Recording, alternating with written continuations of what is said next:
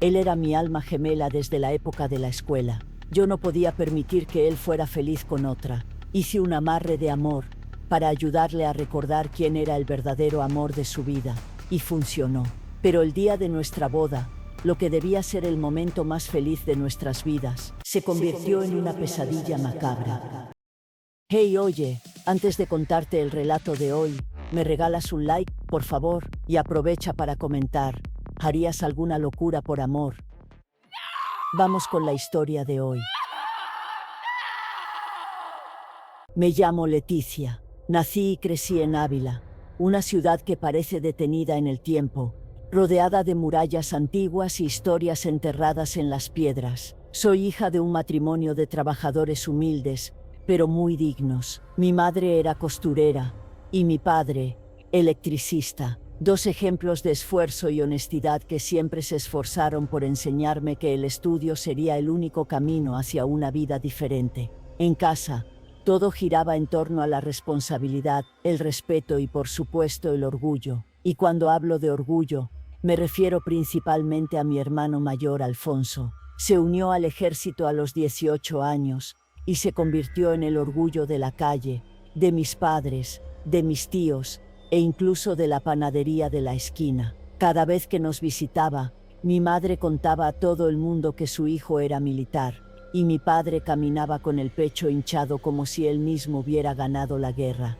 Pero aunque Alfonso brillara con su uniforme, yo sabía que la verdadera apuesta de mi familia era yo. Siempre fui la más dedicada en los estudios, la que sacaba las mejores notas, la que pasaba las tardes sumergida en los libros mientras otras chicas soñaban con fiestas y novios. Desde pequeña escuché que sería la primera de la familia en graduarse en una gran universidad, en romper ciclos, en cambiar el destino de mis padres, y yo creía en eso. Ese era mi norte, mi misión. Si mi hermano era el ejemplo de fuerza y coraje, yo sería la mente, el futuro, la oportunidad de todos. Mis profesores me admiraban. Decían que tenía un brillo en los ojos cuando hablaba de historia y política. Soñaba con estudiar derecho y trabajar en una capital, quién sabe, incluso involucrarme en causas sociales. Mis cuadernos eran impecables, mis presentaciones elogiadas. Nadie nunca tuvo que decirme que estudiara. Eso venía de dentro, era como si hubiera nacido para triunfar. Crecí con eso como un mantra. Leticia, tú llegarás lejos. Y cada vez que alguien repetía esa frase, sentía un escalofrío, como si el mundo realmente estuviera esperando mi paso para abrirse ante mí. Fue en el último año de secundaria cuando conocí a Pablo. Ya tenía la cabeza en la universidad, en los exámenes de ingreso, en las pruebas finales, mientras que la mayoría de mis compañeros solo pensaba en la fiesta de graduación. Pablo se unió a mi clase casi al final del año lectivo, trasladado de otra escuela, y pronto llamó la atención, aunque no de la manera en que la gente suele notar a alguien. Era callado, tímido, muy delgado, usaba ropa sencilla y siempre caminaba con los hombros un poco encorvados, como si no quisiera molestar a nadie. No tenía muchos amigos ni se esforzaba por integrarse. Se sentaba siempre al fondo del aula y respondía con voz baja cuando la profesora lo llamaba. Pero había algo en su mirada, una mezcla de amabilidad y dolor que por alguna razón despertó mi curiosidad. La primera vez que hablamos fue por casualidad, durante un trabajo en grupo. Necesitaba a alguien que me ayudara en una presentación de ciencias, y todos mis amigos ya estaban en parejas. Lo miré al fondo del aula y pensé, ¿por qué no? Me acerqué y le pregunté si quería hacerlo conmigo. Parecía sorprendido. Tardó unos segundos en responder, pero aceptó con una sonrisa tímida, y ahí empezó todo. Nos llevamos bien desde el principio. Era inteligente, tenía grandes ideas, y a pesar de su actitud reservada, hablaba con una calma que me hacía desacelerar también. Comenzamos a trabajar juntos en otras materias, y pronto nos volvimos inseparables. En los recreos, me sentaba con él para almorzar. En las tareas, siempre me ayudaba. A veces pasábamos horas estudiando en la biblioteca, compartiendo libros y silencio. Quien nos viera desde fuera, juraría que éramos novios. Algunos incluso comentaban, hacían bromas, pero la verdad es que solo éramos amigos, y yo lo decía con firmeza, solo amigos. En aquel entonces incluso me involucré con algunos chicos, nada serio, un beso aquí, un coqueteo allá, pero siempre se lo contaba todo a Pablo. Él escuchaba, sonreía, me aconsejaba, ni siquiera pensaba si eso le dolía o no. Para mí, él era mi amigo, mi confidente. Él, en cambio, nunca tuvo mucha suerte en el amor. Algunas chicas incluso se burlaban de él por ser delgado, por usar gafas, por ser ese tipo de nerd callado y casi invisible. Y aunque él no lo dijera, yo veía en sus ojos cuánto le dolía. Soñaba con cosas sencillas. Decía que quería casarse, tener hijos, una casa pequeña con jardín. Y yo, siempre ácida, no perdía la oportunidad de burlarme de eso. Pablo, por el amor de Dios, ¿quieres terminar tu vida aquí en Ávila, cambiando pañales y cortando el césped? ¡Qué ambición, eh! Él se reía. A veces se ponía un poco incómodo, pero se reía. ¿Y quién sería la afortunada? ¿Una chica que también sueña con un sofá viejo y la cuenta del supermercado? Nos reíamos juntos como si todo eso fuera solo una broma. Yo hacía chistes incluso de su manera de caminar. Estas canillas secas, Pablo. Si el viento sopla más fuerte te tumba. Y cuando se arremangaba la camisa, mira esto, brazos de palito, y ni siquiera necesitas una regla, es una línea recta. Él echaba la cabeza hacia atrás y se reía alto, incluso cuando yo pasaba un poco del límite. Decía esas cosas en broma, como quien habla sin pensar, sin maldad. En aquella época todo parecía ligero, era solo amistad, bromas de escuela, provocaciones tontas. Mientras él soñaba con un amor tranquilo, yo soñaba con viajes, carrera, libertad. Yo quería el mundo, él quería a alguien, y aún así, nos llevábamos bien, como dos personas de universos diferentes que por alguna razón encontraron refugio el uno en el otro. Cuando fui aceptada en la universidad con la que tanto soñaba, parecía que todas las profecías sobre mí se estaban cumpliendo. Lo había conseguido. La ciudad grande me esperaba, junto con las oportunidades, las pasantías, los desafíos que siempre deseé. Mis padres lloraron de orgullo. Mi hermano, aunque duro como militar, me abrazó con fuerza. Estaba radiante. Y en medio de tanta celebración, confieso que no pensé mucho en cómo eso afectaría a Pablo. En la última semana de clases, me dio una pluma con mi nombre grabado. Dijo que era para que la llevara conmigo, que quería que me acordara de él cada vez que la usara. Me reí, lo abracé y prometí que nunca lo olvidaría. Pero la verdad es que, cuando la ciudad grande me abrazó, solté todo lo que dejé atrás. Me fui a vivir con una tía en Valencia. Allí todo era diferente, los edificios, la gente, el ritmo, la sensación de libertad. Por primera vez podía ser quien yo quisiera. Hice amigos, salía a bares, iba a congresos, disfrutaba de la vida con intensidad. Estaba demasiado ocupada viviendo todo lo que soñé como para preocuparme por llamadas, mensajes o promesas de amistad de la adolescencia. Pablo me envió algunos mensajes en los primeros meses. Respondí algunos, ignoré otros, hasta que, con el tiempo, dejó de intentarlo. Pasaron los años, y yo no tenía ni idea de lo que estaba pasando con él. Solo me enteré mucho después, de que mi partida lo había devastado, que durante semanas apenas salía de casa, que había caído en una depresión profunda, de la que solo comenzó a salir cuando decidió matricularse en un curso de tecnología. Fue allí donde comenzó a reconstruirse, ladrillo a ladrillo, día tras día. Mientras yo seguía con mi vida, él tenía que aprender a vivir sin mí, algo que sinceramente nunca imaginé que le costaría tanto hacer. Yo era demasiado egoísta para darme cuenta. Pero el tiempo es implacable, y pasó. Cuando finalicé la universidad y adquirí cierta experiencia en el área, hice saber que quería devolver a mis padres todo el apoyo. Quería ejercer mi profesión en mi ciudad, con el orgullo de quien ha triunfado. Mis padres se emocionaron con mi regreso, hicieron un almuerzo, invitaron a los vecinos, y en todos los rincones escuché: Leticia ha vuelto.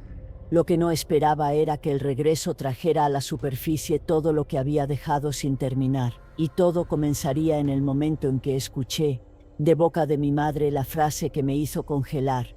«Pablo, ha cambiado mucho, hija, ni lo reconocerás». Regresar a Ávila después de tantos años me trajo una mezcla de emociones. La ciudad parecía más pequeña, las calles más estrechas, los vecinos más envejecidos, pero el olor del almuerzo de mi madre, el café recién hecho, el abrazo fuerte de mi padre, todo eso me hizo sentir en casa. Estaba graduada, lista para ejercer mi profesión con orgullo. Era la hija que regresó victoriosa, como todos siempre esperaron. Solo que no imaginé que una de las primeras preguntas que escucharía, justo en la primera mañana en casa, sería: ¿sabías que Pablo trabaja en el centro? Se ha convertido en supervisor en un departamento de tecnología, dijo mi madre, con ese tono ligero como quien habla de un conocido cualquiera. Mi corazón dio un vuelco. Pablo, supervisor, en la misma ciudad, no tenía ni idea, nadie me lo contó, él nunca me buscó. Y aún así saber que estaba allí, tan cerca, me hizo sonreír. Mi madre continuó: ha cambiado mucho, hija, ni lo reconocerás, es otro chico. Esa frase resonó en mi cabeza todo el día. Ni lo reconocerás. Me invadió una curiosidad extraña, como si necesitara verlo con mis propios ojos. Al día siguiente pregunté discretamente dónde trabajaba. Me dieron la dirección, y sin pensarlo mucho fui hasta allí. Quería darle una sorpresa. Imaginaba la escena en mi cabeza, él viéndome, los ojos brillando, el abrazo fuerte, el «no puedo creer que seas tú». Pero nada me preparó para lo que encontré. Entré en el edificio, pedí hablar con él y me dijeron que estaba en una reunión, pero que pronto me atendería. Esperé sentada en una recepción toda moderna, con olor a ambiente climatizado y gente apresurada pasando de un lado a otro. Cuando finalmente apareció en el pasillo, tardé un segundo en darme cuenta de que era él. Alto, hombros anchos, rostro anguloso, cabello bien cortado, barba incipiente en el punto justo, una presencia que hacía que cualquiera volteara a mirar. Estaba guapísimo, parecía un modelo salido de una revista. Aquel Pablo flacucho de canillas secas ya no existía. Cuando me vio se quedó congelado por un instante, pero pronto sonrió y vino hacia mí. «Leticia», en carne y hueso, respondí, abriendo los brazos. Nos abrazamos. Su cuerpo era firme, olía bien, estaba cálido. Parecía una versión actualizada y muy mejorada del chico que dejé atrás. Comenzamos a hablar allí mismo. Yo, emocionada, le conté sobre mi trayectoria, la universidad, el regreso a Ávila, los planes profesionales. Él me escuchó con atención, se rió en algunas partes. Parecía feliz por mí. Cuando le pregunté sobre él, vi sus ojos brillar. Estoy muy bien, trabajando en lo que me gusta y a punto de realizar mi mayor sueño. Sonreí pensando que diría algo sobre montar una empresa o comprar una casa, pero sacó el celular del bolsillo y giró la pantalla hacia mí. Una foto de él con una mujer hermosísima, ojos claros, cabello impecable, sonrisa radiante. Esta es Carla, mi prometida. Mi estómago se revolvió. Su voz seguía diciendo cosas, pero mi mente ya estaba lejos. Hablaba de la chica, de la boda, de los planes, de lo enamorados que estaban. Yo sonreía con los labios, pero por dentro me estaba desmoronando. No sabía por qué, no tenía sentido. Después de todo, éramos solo amigos, ¿no? Salí de allí un poco aturdida, con una opresión en el pecho que no entendía. Volví a casa. Intenté ocupar la mente con documentos, entrevistas, compromisos, pero la imagen de ella no se me iba de la cabeza. Ella era todo lo que yo nunca fui, y ahora era todo lo que él siempre soñó. En los días que siguieron, intenté actuar con normalidad. Me ocupé de los trámites del nuevo trabajo, las reuniones iniciales, los papeles de la alcaldía, pero por más que fingiera que todo estaba bien, él no se me iba de la cabeza. No era solo la transformación física, el nuevo cargo o su éxito. Era la forma en que hablaba de ella, la ligereza en su rostro, el orgullo en su voz. Eso me molestaba de una manera que no sabía explicar. Comencé a recordar todo lo que vivimos, cada día de escuela, cada risa, cada conversación, cada provocación y cada recuerdo venía cargado de una pregunta: ¿por qué no yo? Esperaba en el fondo que viniera a visitarme, que llamara a mi puerta, aunque solo fuera para decir que estaba feliz con mi regreso. Pero los días pasaron y nada, no llamó, no envió mensajes, no apareció. Fue entonces cuando decidí, sin pensarlo mucho, ir a su casa. La excusa era simple: una sorpresa, un reencuentro, como en los viejos tiempos. Imaginé que podríamos salir a tomar un café, reírnos, hablar tonterías, como hacíamos antes. Pero cuando se abrió la puerta, no fue él quien atendió. Era ella, la prometida, hermosa como en la foto, un poco sorprendida al verme pero sin perder la educación. ¿Eres Leticia? Él habla tanto de ti, dijo con esa sonrisa dulce que me desarmó al instante. Pablo apareció poco después, sonriente, y me presentó oficialmente. El ambiente era extraño, ya no había esa intimidad de antes, ya no era mi Pablo. Era un hombre con otra vida, otra historia, otro amor. Aún así, me invitaron a almorzar. Me senté a la mesa, forcé la conversación, sonreí donde debía sonreír, pero todo parecía fuera de lugar. Al final, inventé una excusa cualquiera y me fui, con la cabeza a mil. En los días siguientes, me hundí en un torbellino de sentimientos que no sabía nombrar. Me decía a mí misma que era solo nostalgia, pero en el fondo, sabía que estaba celosa, envidiosa, con un sabor amargo de rechazo que nunca antes había probado. Por primera vez, sentí lo que era querer a alguien y no ser elegida. Comencé a recordar cada detalle, cada momento en que estuve a su lado y no valoré. Fue en ese estado de confusión que decidí hacer lo impensable. Marqué un encuentro con él, le envié un mensaje diciendo que quería recordar viejos tiempos, matar la nostalgia. Sugerí ese lugar donde solíamos ir después de clases, una plaza apartada, tranquila, donde ya habíamos tomado refrescos, cervezas e incluso llorado juntos en días difíciles. Él aceptó, dijo que pasaría por el mercado antes. Esa noche, cuando lo vi llegando con la cajita de cervezas en la mano, sonriendo como antes, mi corazón se aceleró. Nos sentamos en el banco de siempre, conversamos, nos reímos, recordamos a los profesores, los exámenes, las locuras de la escuela. Por unos minutos, era como si nada hubiera cambiado, como si el tiempo nos hubiera dado una tregua, hasta que, sin poder contenerme más, me acerqué y me declaré: Pablo, sé que es tarde, pero necesito decírtelo. Te amo, siempre te he amado, solo que no me di cuenta antes. Me acerqué más, pensando que él también vendría, pero retrocedió. La sonrisa desapareció, la mirada se endureció. Leticia, no.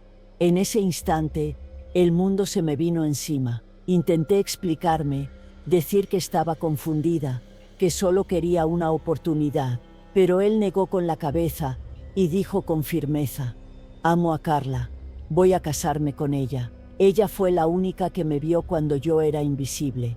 No gritó, no me insultó, pero sus palabras me cortaron como cuchillas afiladas, una por una, desgarrando todo lo que pensaba saber sobre nosotros dos. ¿Sabes cuántas veces me declaré a ti y fui ignorado? Comenzó con la voz baja, contenida, pero llena de dolor. ¿Cuántas veces intenté mostrarte que te amaba y tú te reías? Me decías que era lindo. Me llamabas bobo, me llamabas hermano. Sentí mi rostro enrojecer, las manos temblar, pero no podía decir nada. Él continuó: ¿recuerdas cuando te dije que quería casarme y tener una familia? ¿Recuerdas lo que me dijiste? Que terminaría como tu tío, lleno de hijos gritando y cuentas por pagar. Te burlabas, Leticia, te reías de lo que para mí era sagrado. El nudo en la garganta comenzó a formarse, mis ojos ardían. Él no paraba. Te reías de mis canillas, de mis brazos delgados, de mi forma de hablar. Decías que era invisible para las chicas, y eso dolía mucho más viniendo de ti. Cada frase era una puñalada, un recuerdo que yo creía tonto, inofensivo, pero que él guardó como herida. Y cuando te fuiste, Leticia, apenas te despediste, Respiró hondo como quien lucha por no llorar. Me quedé a tu lado en los exámenes, en los trabajos, en los días en que llorabas por otro chico. Y cuando te fuiste, mientras yo me quedé aquí, tratando de entender qué había hecho mal. Caí en una depresión horrible. Me sentía una basura, un desecho, y solo salí de ese agujero cuando conocí a Carla. El nombre de ella, dicho así, me encogió por dentro. Ella era como yo, también había sido objeto de burlas, ignorada, dejada de lado. Nos reconocimos, nos apoyamos, comenzamos a hacer ejercicio juntos, a estudiar juntos. Ella me enseñó a amarme, a mirarme en el espejo sin vergüenza, me ayudó a reconstruirme. Me miró con firmeza. Leticia. Carla fue la primera mujer con la que me acosté, la primera que me tocó sin asco, sin pena, que me miró con amor verdadero. Tragué saliva, intenté hablar, pero no salió nada. No voy a traicionarla, no voy a lastimar a quien me sostuvo la mano cuando nadie más quería verme. No importa lo que digas ahora, no importa si te arrepentiste, ya no soy ese Pablo. Y tú, y solo volviste cuando viste que alguien me amaba de verdad. Intenté justificarme. Dije que estaba confundida, que no sabía que él significaba tanto para mí, que tal vez era algo del pasado que venía a la superficie. Pero él solo negó con la cabeza y se levantó. Demasiado tarde, Leticia, demasiado tarde. Se fue, me dejó allí, sola, sentada en ese banco viejo, escuchando el viento pasar entre los árboles. No lloré en ese momento, todavía no podía, pero por dentro, sabía que había perdido algo que nunca fue mío, y aún así, lo quería de vuelta. Después de esa noche, ir a casa en estado de shock. No comí, no me bañé, no pude dormir. Me quedé sentada en la cama mirando al vacío, con las palabras de Pablo martillando en mi cabeza. Solo volviste cuando viste que alguien me amaba de verdad. Tenía razón, y eso me corroía como ácido. Nunca supe lidiar con el rechazo. Siempre fui la mejor, la preferida, la que elegía, nunca la descartada, nunca la que llegaba demasiado tarde. En los días que siguieron, mi obsesión se alimentaba sola. Vigilaba su perfil en las redes, miraba fotos antiguas, leía comentarios de la novia, observaba los me gusta, analizaba todo. Cada publicación de ellos juntos era un golpe. Cada sonrisa que él le daba a ella era una bofetada en mi cara. Me decía a mí misma que él aún me amaba, solo que no se daba cuenta, que esa mujer se había aprovechado de su momento de fragilidad, que yo tenía que traerlo de vuelta, que el amor verdadero éramos nosotros. Fue en ese estado enfermizo que se me ocurrió la idea. Necesitaba algo que lo hiciera verme, que borrara la presencia de esa mujer de su vida, que recolocara las cosas en su lugar correcto a mi lado. Recordé una historia antigua que mi abuela contaba. Es sobre una mujer que reconquistó el amor perdido con ayuda espiritual. Brujería, decía ella, magia pesada. En ese entonces me reía, pensaba que eran cosas de viejos, pero ahora tenía sentido. Necesitaba algo que escapara de la lógica, y si el destino no estaba a mi favor, yo lo doblaría con mis propias manos. Conseguí el contacto de una mujer conocida como la Morena, una especie de hechicera que vivía en los límites de Ávila. Fui hasta allí sin contarle a nadie. Era una casa vieja, con un fuerte olor a hierbas quemadas, imágenes extrañas en las paredes. Le expliqué lo que quería. Le dije que el hombre que amaba se iba a casar con otra. Le pedí que sacara a la mujer del camino, que hiciera que él solo me mirara a mí, que yo quería que el cura dijera marido y mujer y ya. Después de eso lo que viniera yo lo aguantaría. La Morena me escuchó con atención, silenciosa, y cuando terminé me dijo con voz ronca: tendrás lo que pides, pero entenderás que el amor forzado es dolor. Ese hombre no te pertenece, no te ama, y lo que no es natural, obra. No me importa, respondí. Quiero casarme con él, solo eso, el resto yo lo soporto. Ella me miró durante largos segundos, como quien ve un agujero abriéndose a los pies de alguien, y aún así entrega la pala. Me pidió un objeto de él. Ya lo tenía, una foto, un papel antiguo de un trabajo que hicimos juntos, que había guardado sin motivo. Dijo que bastaba. El ritual ocurrió 3 días después. No puedo hablar de lo que vi allí. No tengo valor. Solo recuerdo el olor a vela negra. Me dio una vela envuelta en un paño rojo. Me mandó enterrarla cerca de su casa y dijo: cuando él se aleje de la otra, vendrá a ti, pero no celebres, solo espera, porque su alma estará en guerra. Volví a casa con el corazón acelerado. Mi expectativa estaba alta, pero en realidad no sabía si algo iba a pasar. Nunca había mezclado con esas cosas, solo había oído hablar de una u otra persona que lo hizo. Pero ¿qué tenía que perder? El amor de mi vida estaba a punto de casarse con otra. Estaba muy desesperada. Pasaron unas 4 semanas.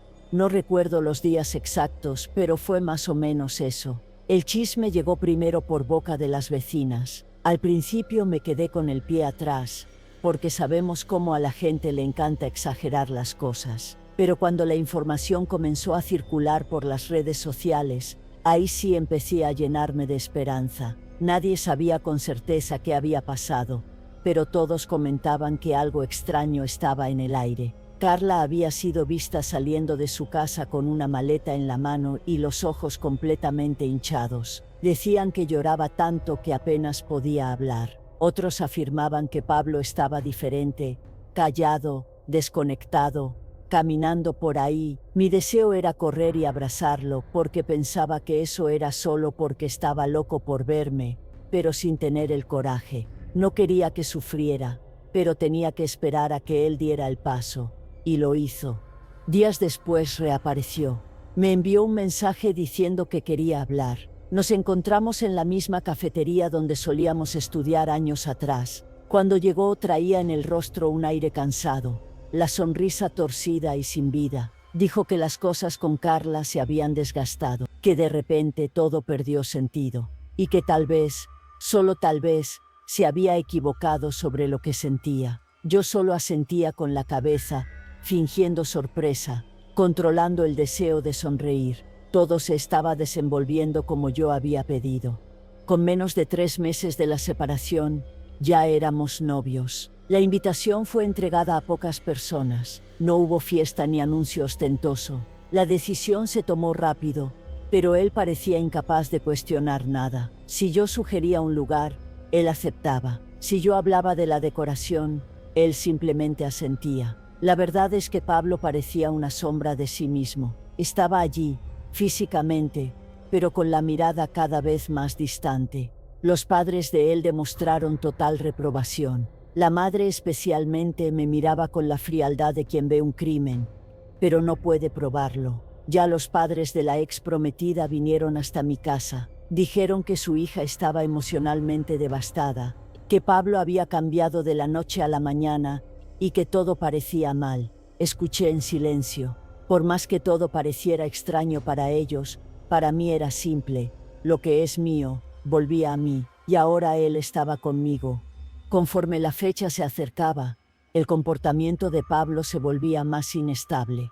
A veces pasaba horas callado, mirando a la nada. En otras se encerraba en la habitación y lloraba bajito, pensando que yo no escuchaba. En las raras conversaciones, decía que no podía entender lo que estaba sintiendo, que estaba confundido, presionado. Yo fingía comprensión. Decía que era el estrés de la boda, de los cambios, y que todo estaría bien. El ensayo fue extraño. Él se equivocaba en las respuestas, tropezaba con las palabras, miraba a los lados como si buscara a alguien. Durante la elección de la ropa se quedó en silencio. Quien decidía todo era yo, desde el ramo hasta la posición de las sillas en la iglesia, y él dejaba. Solo seguía. En la última semana, soñé varias veces con Carla. Aparecía con el mismo rostro pálido, mirándome sin decir nada. En uno de los sueños, ella sostenía la mano de Pablo y lo jalaba de vuelta, mientras él resistía sin fuerzas. Me desperté asustada, pero me negué a dejar que eso me afectara. Todo estaba preparado. Nada más podía salirse de mi control. Lo que más quería era escuchar al cura decir marido y mujer. Y estaba a punto de conseguirlo. Seríamos muy felices. Eso era algo de lo que estaba segura. El día de la boda amaneció con un frío agradable. El cielo estaba cubierto de nubes pesadas, pero ni eso pudo apagar la euforia que sentía por dentro. Mientras me arreglaba, cada detalle parecía mágico. La tela del vestido deslizándose por mi piel, el perfume suave que usaba solo en ocasiones especiales, el sonido bajo de la música ambiental en la sala de maquillaje. Estaba radiante. Me sentía como alguien que finalmente había reencontrado lo que le pertenecía, el alma gemela que la vida me había escondido durante años. Llegar a la iglesia fue como atravesar un túnel de promesas. Cuando pisé la alfombra roja, todo pareció detenerse. Mis ojos recorrieron el ambiente, absorbiendo cada rostro, cada mirada. Y ahí comenzaron los contrastes. Los padres de Pablo estaban sentados en la primera fila, y rostros cerrados, expresiones duras que apenas ocultaban el malestar. La madre especialmente me miraba con lo que solo después entendí que era repulsión. Mis padres, en cambio, estaban con los ojos llorosos, emocionados al verme en el altar. Mi padre apenas podía contener la sonrisa, y mi madre temblaba discretamente de orgullo. Mi hermano, con su uniforme impecable, también estaba allí, pero parecía distante, la mirada perdida, como si prefiriera estar en cualquier otro lugar. Algunos invitados más cercanos me miraban con expresión de apoyo, otros con esa especie de pena disfrazada que solo se percibe cuando ya se sabe que algo anda mal, pero nada de eso me desanimaba. Estaba deslumbrada con el momento. El vestido parecía brillar, mi corazón latía acelerado. Creía de verdad que eso era la realización de un destino que tardó pero se cumplió. Yo era el verdadero amor de su vida. Él solo no se había dado cuenta antes. Intercambiamos votos, aunque su voz saliera baja y vacilante. Yo completaba con brillo en los ojos. Me sentía plena, iluminada. Cuando el cura finalmente pronunció, los declaro marido y mujer, mi corazón explotó de alegría. Era real, estaba hecho. Todo lo que pedí, todo por lo que luché, todo lo que sufrí, valió la pena. El beso fue breve, sellado allí mismo en el altar, y pensé, ahora es para siempre. Pero en el segundo siguiente, el para siempre se rompió. Pablo retrocedió un paso, su mano soltó la mía. Los ojos que ya estaban distantes, se pusieron en blanco. Se tambaleó, se llevó la mano al pecho, y allí ante todos cayó sin emitir un sonido. El silencio en la iglesia duró menos de 2 segundos, antes de que comenzaran los gritos. La madre de él corrió desesperada, el padre fue detrás. Uno de los padrinos intentó sostenerlo, otro llamó a emergencias. Yo no podía moverme, no gritaba, no lloraba, solo miraba, congelada. El cura, en shock, se arrodilló junto a él, tratando de ver si había pulso. Las personas se levantaron, algunas salieron corriendo, otras se quedaron paradas, sin saber qué hacer. Comencé a gritar, desesperada, despierta, mi amor, despierta, por favor. Me lancé a su lado, intenté levantarlo por los hombros, pero no tenía fuerza. Su cuerpo pesaba como una piedra. Los ojos estaban abiertos, pero ya no veían nada. La madre de él apareció corriendo gritando, mi hijo, mi hijo. Me empujó a un lado con tanta fuerza que caí sentada en el suelo sin reacción. En ese momento algo dentro de mí se apagó, todo se volvió confuso. Las voces a mi alrededor se convirtieron en un zumbido. El cura, los invitados, el altar, todo giraba. Estaba fuera de mí, entrando en shock, llorando sin entender lo que estaba pasando. Sé que llamaron a emergencias. Dicen que uno de los padrinos intentó hacerle reanimación cardiopulmonar. Otros gritaban pidiendo ayuda mientras yo era alejada, arrastrada a una silla. Me dieron algo, un calmante, una inyección, no recuerdo bien. Solo sé que me desmayé allí mismo, con el vestido blanco, el maquillaje corrido por el llanto y las manos aún temblando. Cuando recobré la conciencia estaba en una sala fría, con olor a alcohol y silencio pesado. Lo primero que pregunté fue, ¿dónde está mi marido? ¿Qué pasó con Pablo? Está bien, ¿verdad? La enfermera me miró con una expresión que nunca olvidaré.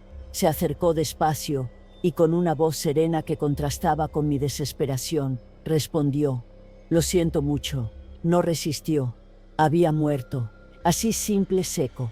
La causa probable, infarto fulminante. En ese momento, mi mente se bloqueó. ¿Cómo que infarto? Era joven, sano, fuerte. No tenía ningún sentido. Era como si alguien hubiera apagado su vida por capricho. Gritaba que no podía ser verdad. Decía que era un error, que se habían equivocado. Me debatía. Mis padres intentaban calmarme, pero yo ya no escuchaba nada. El velorio fue una pesadilla en vigilia. La iglesia estaba llena, pero no de alegría. El ambiente era sombrío, las miradas pesadas y las palabras susurradas tenían veneno. Entré acompañada de mis padres, con el rostro hinchado y el cuerpo aún aturdido por los medicamentos. Vestía de negro, pero por dentro, todo en mí gritaba blanco, altar, beso, promesa. Eso no podía estar pasando. El cuerpo de Pablo estaba en el ataúd, rodeado de flores blancas y velas apagadas. La madre de él lloraba en silencio, con los ojos rojos de tanto gritar en el hospital. El padre estaba estático, sin expresión. Cuando intenté acercarme, extendí los brazos, pero fui contenida. La madre de él levantó los ojos, me miró con una furia silenciosa y dijo: «Mi hijo estaba feliz, hasta que tú reapareciste». No hubo abrazo, no hubo consuelo, solo rechazo. Fui tratada como una intrusa, como la desgracia que entró en sus vidas disfrazada de velo y vestido. Y entonces al fondo de la iglesia, Carla apareció, vestida de negro, discreta, con el cabello suelto y los ojos rojos. Caminó hasta los padres de Pablo, los abrazó sin decir nada. Luego, pasó junto a mí, no dijo una palabra, no me miró, solo caminó, como si yo no existiera. Esa escena me destruyó. No pude quedarme hasta el final. Salí tambaleándome de la iglesia como un fantasma, con los pensamientos en caos, y en el camino a casa, una nueva emoción me invadió: rabia. Una rabia ciega, sorda, corrosiva. Esa mujer me engañó. Esa bruja prometió que él sería mío. Dijo que él vendría, y vino, pero muerto. Ese mismo día fui a la casa de la morena, tomada por una rabia sorda, el corazón golpeando el pecho. Golpeé la puerta con fuerza y avancé hacia ella como un aludo. «Tú lo mataste», grité. «Dijiste que él vendría a mí, dijiste que nos casaríamos». Ella me miró con una calma que me dio rabia, como quien ya ha escuchado eso muchas veces antes. «Y no se casaron. Sabías que él iba a morir. ¿Por qué no me advertiste?». Ella soltó un suspiro prolongado, cruzó los brazos y con voz ronca lanzó una pregunta al aire. «Dime, niña, ¿no notaste nada extraño en él?». Me quedé en silencio, el corazón aún acelerado. Nada, ni en la mirada, ni en la postura, ni en el tono de voz. No dio ninguna señal de que no estaba bien. Mi garganta se secó, las imágenes llegaron como una bofetada. El rostro pálido en el altar, los ojos bajos, las ojeras que el maquillaje no cubrió, la mano fría, el beso helado, la forma en que sostenía el anillo, tembloroso, la voz embargada al repetir los votos, las noches en que lloraba en la habitación, las frases sueltas, la falta de brillo, todo estaba ahí, y yo no quise ver. La bruja me observaba en silencio, como si ya supiera lo que pasaba por mi cabeza.